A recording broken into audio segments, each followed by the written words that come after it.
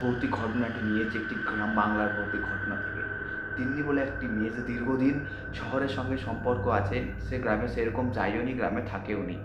কিন্তু একদিন প্রত্যন্ত ঝড় বৃষ্টির কারণে তার অফিস থেকে ফিরতে অনেকটা দেরি হয়ে যায়। অফিস থেকে ফেরার সময় সে তার মাকে ফোন করে বলে, মা, আজকে ফিরতে অনেকটা লেট হয়েছে, মনে হচ্ছে বাইরে থেকে কিছু খাবার কিনে নিয়ে যেতে হবে। ওপর থেকে ছিল অমাবস্যা এবং পুরো শহর জুড়ে ছিল না এক ফোঁটাও বিদ্যুৎ।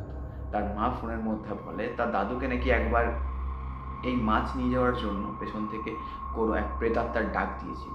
কিন্তু তিন্নি তো শহরে, তাই সে সব কিছুকে উপেক্ষা করে একটা হোটেল থেকে মাছ কিনে বাড়ি ফিরতে থাকে। মাছ কিনে যখন সে রাস্তার ওপরে উঠে পড়ে, তখন সে কোনো রিক্সা বা টোটো দেখতে পায় না।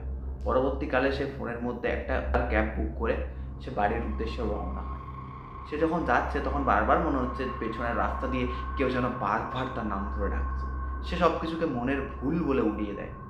আধা ঘন্টা পরে সে বাড়ি ফিরে যায়।